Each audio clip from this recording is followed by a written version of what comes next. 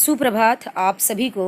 आज मैं आपको सेमोशी प्रथम भाग का पंचम पाठ शुक्ति मौक्तिकम का तीसरा, चौथा और पांचवा श्लोक के बारे में आपको बताने वाली हूँ। इससे पहले हमने पहला श्लोक और दूसरा श्लोक पढ़ लिया है।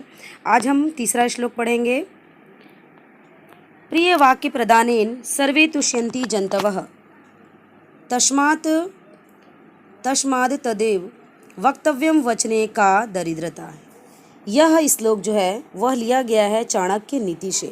इसका अन्वय है प्रिय वाक्य प्रदानेन सर्वे जन्तवः तुष्यन्ति तस्माद् तत् एव वक्तव्यम वचने का दरिद्रता। इसमें कुछ कठिन शब्द दिए हुए हैं जिसका अर्थ मैं आपको बता दूं, जिसको आपको जानना ज़रूरी है। प्रिय वाक्य प्रदानेन प्यारा वाक्य बोलने से, तुष्यन्ति खुश होते हैं, तस्माद उसलिए, वक्तव्यम बोलना चाहिए, का अर्थ होता है क्या या फिर कौन सी, सर्वे का अर्थ होता है सब, जंतवः लोग या मनुष्य, लोग या मनुष्य, तत्धन एवं जो मिलकर बनता है तदेव उसका अर्थ होता है वही, वचने बोलने में, और दरिद्रता अर्थात गरीबी। अब हम इसका अर्थ जान लेते हैं। प्रिय वाक्य प्रदानेन सर्वे तुष्यन्ति जन्तवः तस्माद् तदेव वक्तव्यम वचने का दरिद्रता, अर्थात सभी प्राणी मधुर वचनों के प्रदान से प्रसन्न होते हैं। यदि आप किसी से भी अच्छी बातें करेंगे, मधुर वचन बोलेंगे, मीठा वचन बोलेंगे तो सब आपसे प्रसन्न होते हैं। अतः वैसा ही बोलना चाहिए। मधुर बोलने में कैसी कंजूसी, दरिद्रता है ना, अर्थात गरीबी या फिर कंजूसी कह सकते हैं आप उसे। जैसे कि आप इसको दूसरे शब्दों में समझ सकते हैं कि प्रिय वचन बोलने से सब प्राणी प्रसन्न होते हैं। हमें हमेशा मीठी या मीठा ही बोलना चाहिए। मीठे वचन बोलने में कैसी दरिद्रता, अर्थात उसे बोलने सी क्यों करें, अर्थात बोलने में हमें किसी भी प्रकार से कंजूसी ना कर हमेशा मीठा बोलना चाहिए।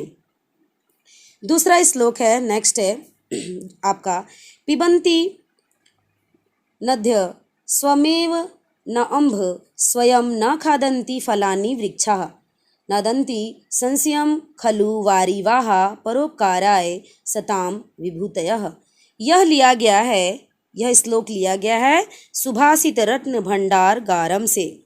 इसका अन्वय है नदय स्वयं एव अम्भ न पिबन्ति वृक्षा स्वयं फलानि न खादन्ति खलु वारिवाः संशय न वदन्ति परोपकाराय सताम विभूतयः। इसमें भी कुछ कठिन शब्द हैं, इनका अर्थ हम बताते हैं आपको। पिबन्ति का अर्थ होता है पीते हैं, स्वयं एव अर्थात खुद ही, खादन्ति खाते हैं, वृक्षा पेड़, संशयम घास, वारिवाह बादल, सताम सज्जनों, नद्य नदियाँ, न अम्भ पानी, फलानी फल बहुत सारे, न अदंती खाते हैं, खलु सचमुच, परोपकाराय दूसरों पर उपकार करने के लिए, विभूतया दौलत धन या संपत्ति। इसका मैं अर्थ आपको बताती हूँ कि नदियाँ जो हैं वह स्वयं अपना जल नहीं पीती, वृक्ष स्वयं अपना फल नहीं खाते, और बादल जो हैं वो निश्चय ही फसल का भक्षण नहीं करते, अर्थात फसल नहीं खाते। सज्जनों की संपत्तियाँ परोपकार के लिए होती हैं। इसको हम दूसरे शब्दों में जानते हैं कि नदियाँ जो हैं अपना पानी कभी भी वो पीती नहीं, वह हमेशा बहती हैं दूसरों के लिए। पेड़ पर जो फल लगते हैं वह पेड़ नहीं खाते, वह भी दूसरों के लिए ही होता है, अर्थात परोपकार के लिए होता है। उसी प्रकार जो बादल हैं वह कभी भी अनाज नहीं खाते, जो बादल हैं वह कभी भी अनाज नहीं खाते, क्योंकि बादल से जो पानी बरसता है वो किसी और के लिए बरसता है। तो जो सज्जन लोग हैं वह श्रेष्ठ लोग की जो संपत्तियां हैं, धन है, वह हमेशा दूसरों के लिए ही होती हैं। इसका सीधा अर्थ यह है कि जो नदियां हैं, जो पेड़ हैं, जो पौधे हैं, जो बादल हैं, वो हमेशा और जो सज्जन व्यक्ति वो हमेशा परोपकार ही करते हैं और वो हमेशा परोपकार के लिए ही होते हैं।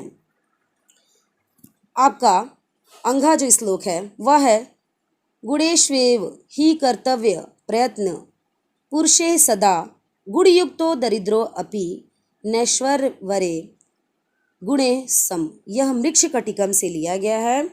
यह श्लोक मृक्षकटिकम से लिया गया। इसका श्लोक है ही पुरुषे सदा गुणेषु एवं प्रयत्नः कर्तव्यः गुणयुक्तः दरिद्रः अपि ईश्वरे अगुणे समः न।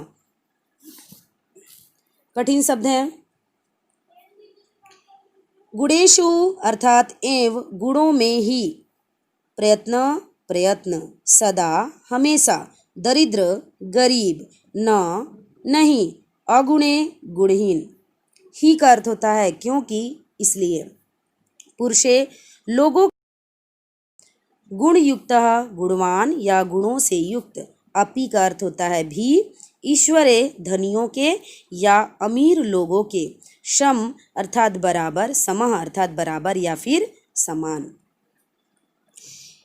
इसका अर्थ है कि मनुष्य को गुणों के विषय में ही प्रयत्न करना चाहिए क्योंकि गुणवान व्यक्ति भी निर्गुण सामर्थ्यवान लोगों के बराबर नहीं होता अर्थात वह उससे कहीं अधिक श्रेष्ठ होता है। क्योंकि जो मनुष्य जो होते हैं मनुष्य को सदा गुणों को ही प्राप्त करने के लिए प्रयत्न करना चाहिए। कभी भी अवगुण के पीछे नहीं जाना चाहिए।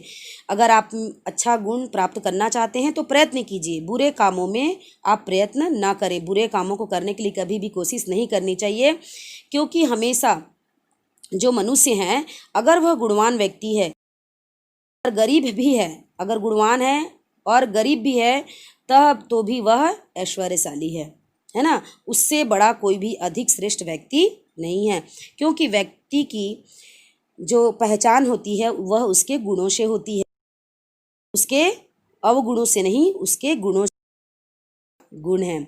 इसलिए व्यक्ति को या मनुष्य को सदा गुणों को ही प्राप्त करने का प्रयत्न करना चाहिए। गुणवान व्यक्ति गरीब होता हुआ भी वह ऐश्वर्यशाली गुणहीन के समान नहीं होता अर्थात वह उससे कहीं अधिक श्रेष्ठ होता है। इसके आगे बाकी का जो श्लोक है वो नेक्स्ट वीडियो में हम सभी पढ़ेंगे।